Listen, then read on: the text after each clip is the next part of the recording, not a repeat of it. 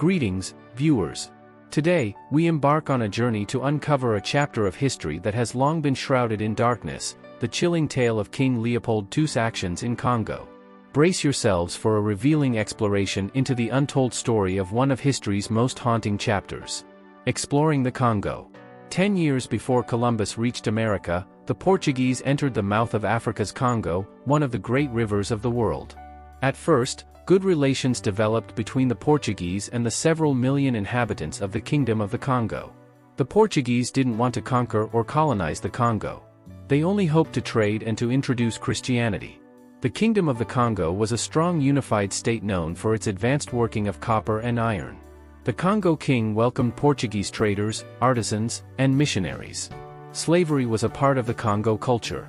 Most slaves were war captives, criminals, or debtors who could eventually earn back their freedom. But Congo clan chiefs and African Muslim slave traders from upriver were happy to sell their slaves to the Portuguese and other Europeans who transported them to America. This slave trading gradually depopulated and weakened the once powerful Kingdom of the Congo. In the mid-1800s, European maps marked Central Africa as unexplored. It remained one of the few areas of the vast continent not colonized by a European imperial power. But in 1871, journalist Henry M. Stanley electrified Europe when he found adventurer David Livingstone, who had disappeared years earlier on an African expedition. Stanley then became determined to fully explore the interior of Africa. Financed by New York and London newspapers, Stanley left the east coast of Africa in 1874 to lead a massive expedition. Battling native peoples and mutinies among his own men, he reached the headwaters of the Congo River. He then navigated down the Congo for 1,000 miles before encountering a 200-mile stretch of rapids. He finally arrived at the Atlantic Ocean in 1877, having traveled 7,000 miles across Africa. He announced that the Congo is and will be the grand highway of commerce to West Central Africa. Leopold II gets his colony. Leopold II, the King of the Belgians, enthusiastically followed press accounts of Stanley's travels. Leopold was frustrated that tiny Belgium possessed no colonies. As a constitutional monarch, he held little power at home. But he yearned to rule a rich colonial empire. Leopold invited Stanley to Belgium and persuaded the now famous explorer to return to the Congo, acting as the king's personal agent. Leopold instructed Stanley, under the guise of doing scientific explorations and combating slavery, to secretly establish monopoly control over the rich Congo ivory trade. To do this, Stanley had to get local clan chiefs to sign treaties turning over their lands and the labor of their people to Leopold. Over the next 5 years, Stanley signed more than 450 treaties with Congo chiefs. Clearly, they had no idea what they were signing in exchange for the cloth, trinkets, alcohol, and other cheap goods Stanley gave them. After Leopold sent agents to lobby Congress, the United States became the first nation to recognize his claim to the Congo. In 1884–85, a conference held in Berlin, Germany, decided the colonial status of Central Africa. Suspicious of each other's ambitions in the region, the European powers and the United States agreed to grant Leopold possession of the Congo River basin. This encompassed nearly 1 million square miles, an area 80 times larger than Belgium. Of course, the people of the Congo took no part in the Berlin Conference and were unaware that their lives were about to tragically change. The Heart of Darkness. On May 29, 1885, King Leopold's agents proclaimed him sovereign, supreme authority, of the Congo Free State. In reality, it was neither free nor a state, but the personal possession of Leopold to do with as he pleased. The delegates to the Berlin Conference assumed that all nations would trade freely in Leopold's colony. Sovereign Leopold, however, had other ideas. Leopold, who never visited the Congo, issued decrees from Belgium. He required the native people to trade only with his state agents or with his concessions, private companies that paid him 50% of their profits. The natives hunted elephants for their ivory tusks and gathered sap from wild rubber vines growing in the rainforest. This involved the hard labor of many men who were often away from their families for long periods. Leopold and the concessions gave bonuses to their agents for paying native workers little for the ivory and rubber. When the Congo people finally refused to continue working under these conditions, Leopold had to develop a new system of labor. By 1890, Leopold's regime and the concessions were paying Congo chiefs to supply volunteer workers. The Congo Free State also purchased or forcibly took slaves from Muslim slave traders to work as laborers or soldiers.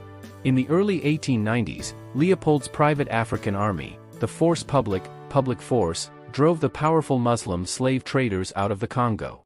While Leopold portrayed this as a great humanitarian act, his real purpose was to gain control of the upper Congo River and to acquire more workers. Up to this point, Leopold's Congo enterprises had not made a profit. But his fortunes changed in the mid-1890s. A world rubber boom suddenly started, following the invention of the inflatable tire. Leopold and his licensed concessions now needed even more workers to go deeper into the forest in search of wild rubber. Leopold decided to tax his Congo subjects by requiring local chiefs to supply men to collect rubber. Leopold's agents held the wives and children of these men as hostages until they returned with their quota of rubber. The Congo people rebelled by ambushing army units, fleeing their villages to hide in the wilderness, and setting the rubber vine forests on fire. But Leopold's Force Publique crushed the rebellion. By 1905, the Force Publique had grown to a fearsome but poorly disciplined army of 16,000 African mercenary soldiers led by some 350 European officers. They burned villages, cut off the heads of uncooperative chiefs, and slaughtered the women and children of men refusing to collect rubber. Force Publique officers sent their soldiers into the forest to find and kill rebels hiding there. To prove they had succeeded, soldiers were ordered to cut off and bring back the right hand of every rebel they killed. Often, however, soldiers cut off the hands of living persons, even children, to satisfy the quota set by their officers. This terror campaign succeeded in getting workers back to collecting rubber. As a result, Leopold's profits soared. A secret society of murderers. Edmund Dean Morel was a young British shipping clerk. Periodically, his company sent him to the Belgian port of Antwerp to supervise the loading and unloading of ships. In the late 1890s, Morel made a horrifying discovery. He noticed that while the Congo Free State exported tons of raw rubber to Belgium, little was shipped back except guns and bullets. He guessed rightly that the many natives needed to collect the rubber were forced to do so at gunpoint. "I had stumbled upon a secret society of murderers with a king for a partner," he later wrote. After reading reports written by missionaries about Congo atrocities, Morel quit his shipping job in 1901 and began a campaign to expose Leopold's Congo regime. Morel worked as a newspaper reporter, made speeches, and wrote books and pamphlets condemning the mistreatment of the Congo people. His relentless activity caused the British government to send diplomat Roger Casement to the Congo Free State to investigate conditions there. Casement uncovered widespread evidence of hostage-taking, floggings, mutilation, forced labor, and outright murder. Following the publication of his report in 1904, Casement joined Morel in organizing the Congo Reform Association, which resulted in the first major human rights movement of the 20th century. To expose Leopold's bloody Congo enterprise, Morel used photographs and slideshows picturing children whose hands had been cut off. Morel also expanded his movement to the United States, where he met with President Theodore Roosevelt and enlisted the support of Booker T. Washington and Mark Twain.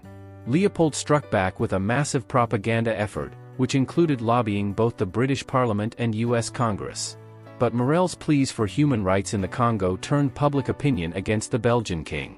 Under pressure from Britain and the United States, Leopold turned over ownership of the Congo Free State to the Belgian government in 1908.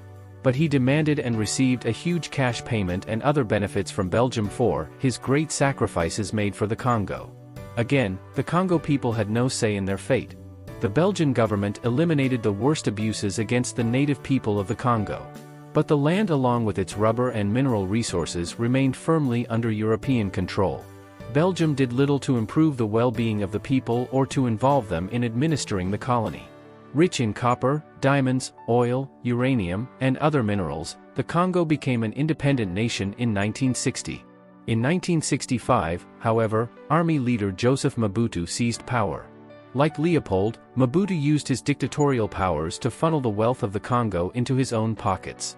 Although Mobutu was finally overthrown in 1997, the future of self-rule in today's Democratic Republic of the Congo still remains uncertain. King Leopold's Congo Free State was an economic, environmental, cultural, and human disaster for the Congo people. Historians estimate that 8 to 10 million persons perished from the violence, forced labor, and starvation caused by Leopold's lust for power and profits. When he died in 1909 at age 74, much of the world despised him. American poet Vachel Lindsay wrote this epitaph. As we conclude our journey into the depths of this dark chapter, let us remember the untold stories of suffering, resilience, and the indomitable spirit of the Congolese people. Join us in shedding light on history's darkest corners, and subscribe to our channel for more enlightening explorations into untold stories from around the world.